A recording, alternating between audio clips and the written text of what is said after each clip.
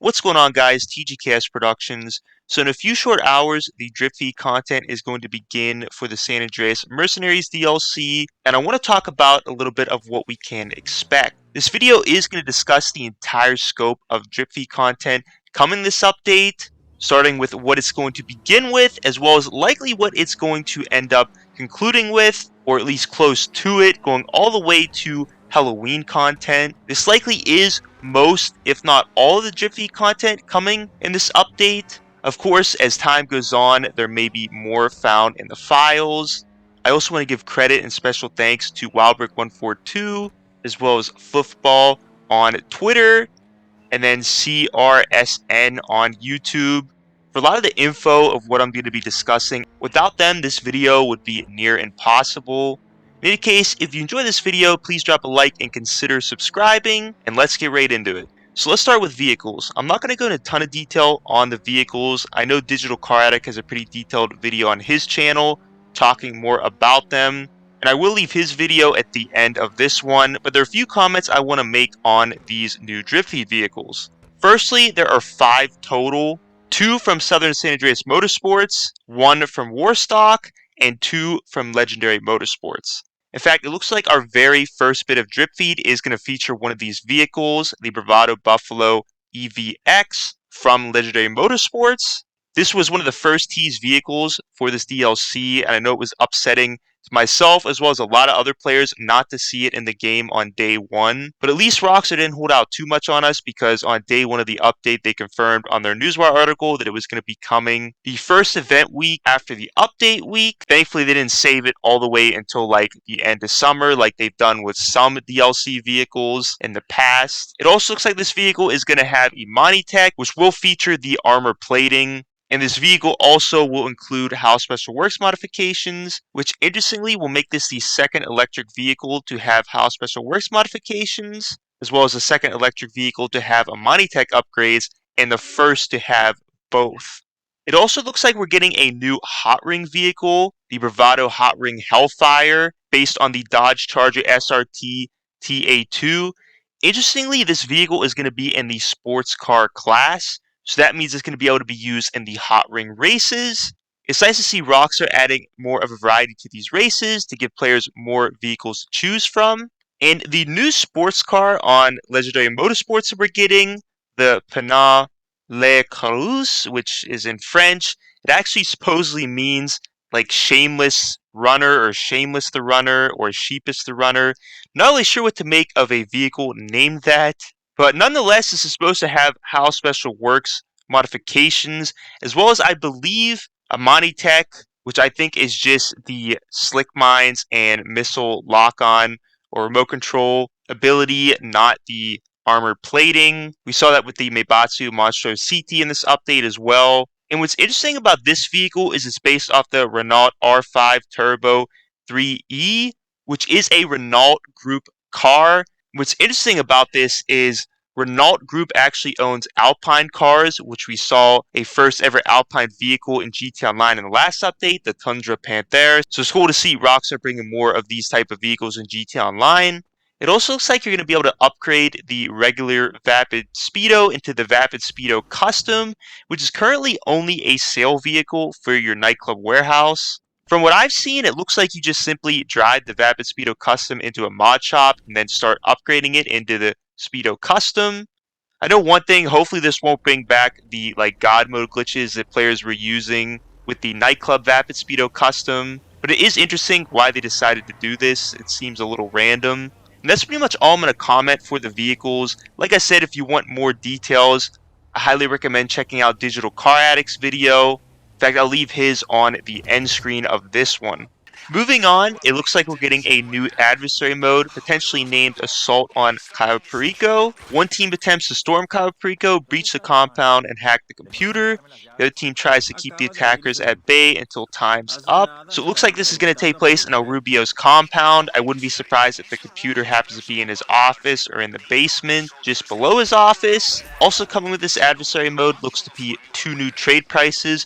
One for the Meibatsu Manchez Scout, as well as the Mammoth Squatty, which ironically, the Mammoth Squatty is one of the removed vehicles from the in-game website, so I'm not sure how that's going to work. Maybe they'll bring it back for when they release this adversary mode. And it looks like we can expect this new adversary mode to release in GTA Online in just a few short weeks, according to Rockstar's Newswire. It's definitely been some time since we had a new adversary mode added in-game, so it'll definitely be nice to check a new one out. And you also may have seen from that Newswire article I just showed you that later this summer we are going to see the return of armored van robberies. This was something that was removed, I believe, before the Freemode Events update in 2015. This is definitely a very OG activity to do in GTA Online. A lot of the veterans remember these very fondly. It was super fun to attack these armored trucks. And it looks like they're going to be sort of random events like they were in the past. However, instead of bags dropping from the truck, it looks like it's going to be a case that you're going to have to almost like open, although you don't actually open it, but a little different from when it was originally in the game. And from videos I've been seeing, it looks like you earn $25,000 from this truck. However, a tweet from Fluffball showed coding, which looked like it was up to $50,000. So we'll have to see if there'll be variations how much you can get from the truck. When it was originally GTA Online, there were different amounts you could get from the truck.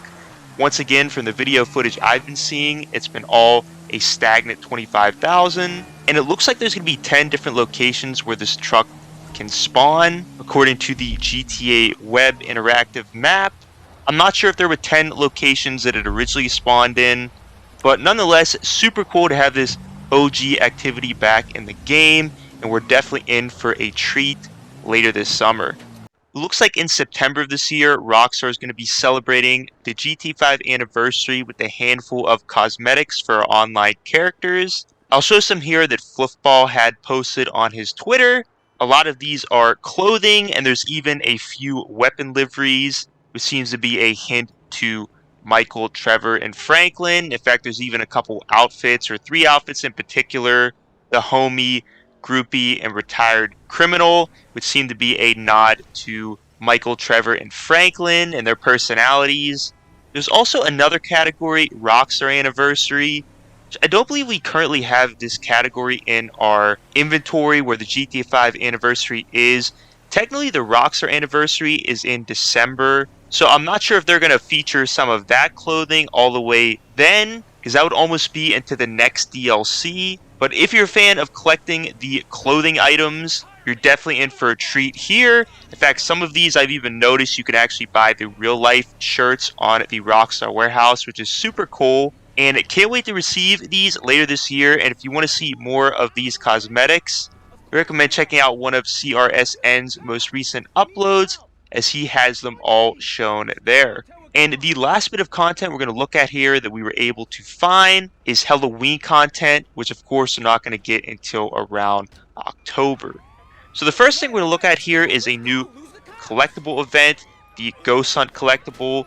So it looks like Rockstar once again has saved the collectible event for the DLC, not only as drip feed, but also holiday themed, just like we saw with the Snowman collectibles.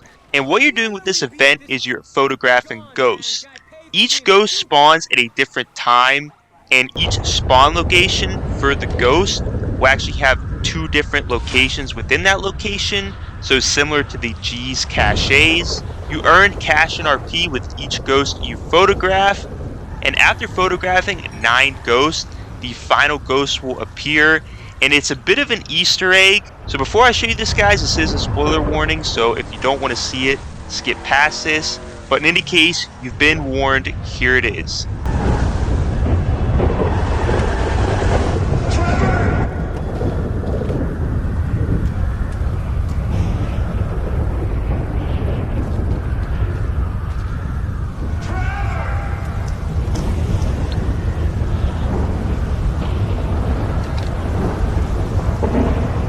So if you played and finished the GTA 5 story mode, you definitely know who that is. It's always super cool when Rockstar adds Easter eggs in the game, and also tying it to the story mode. Super cool.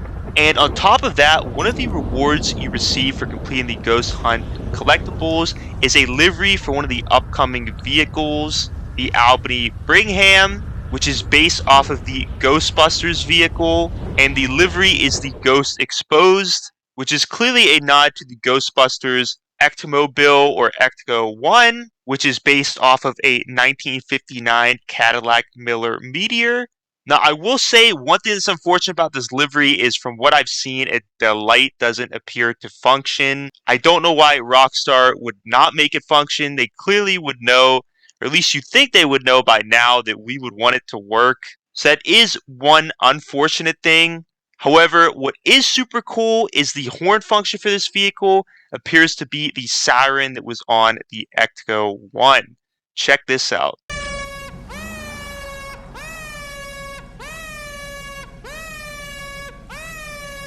So there's definitely some cool stuff with that first event.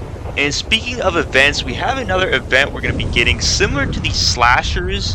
However, this one has to do with animals. In fact, when you approach these animals, they're going to become possessed and try to kill you. And these animals are going to be either a boar, cougar, coyote, deer, or pug. And there's going to be a different spawn location for each of them, even multiple spawn locations for each of them. And if you want to check these spawn locations out, you can on the GTA web. And honestly, just seeing this event makes me want animals more in GTA Online. I still don't understand why it's been 3 console generations and they don't allow us to have animals in online. You would think by now the game could handle it and run just fine. But I guess as the priest said in the prologue, this is just going to be one of the infinite mysteries of GTA Online. And lastly, for Halloween events and for this video, I honestly think I saved the best for last here. But we have the UFO event returning. Now, I'm not sure how in-depth it is in terms of like having to take pictures again, but it looks like we're going to be able to get abducted again. This time, however, not only will we be able to be thrown in random locations, but it looks like also we have a chance of being abducted into a UFO laboratory under Fort Zancudo. It's an underground facility. This actually may be how you unlock the question mark T that some players were randomly getting early on day 1 of the San Andreas Mercenaries DLC. It's unclear as of now whether it's the first time you get abducted or you have to get abducted into the UFO laboratory under Fort Zancudo.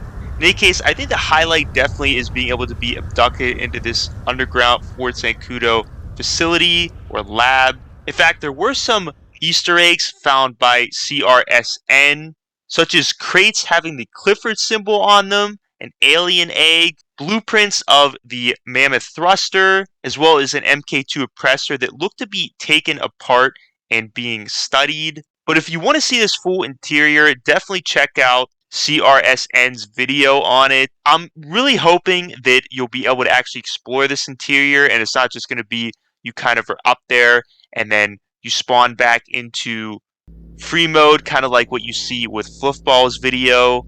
I would hope, considering the detail that Rockstar put into it, that they would allow us to explore it. But once again, we're going to just have to wait and see. I'm super excited for this drip feed content. However, one thing that is interesting to me, though, is this is far less drip feed content than we got from the Los Angeles Drug Wars DLC. In fact, we had 10 drip feed vehicles from that update. We're only getting half of that in this DLC. We had way more free mode events. In fact, there's even one we never received from that update, the Convoy event. So hopefully we do end up receiving it at some point over the next coming months. But it is interesting to see that, also considering that this DLC released over a month earlier than it usually does. It just seems like Rockstar's really going to have to stretch this drip feed content. I definitely could see some weeks where we're getting no content. Let me know what you guys think about this drip feed. Let me know what is your favorite. As always, guys, please hit the like, subscribe, share this video. Be sure to comment if you have any questions, and have a great day.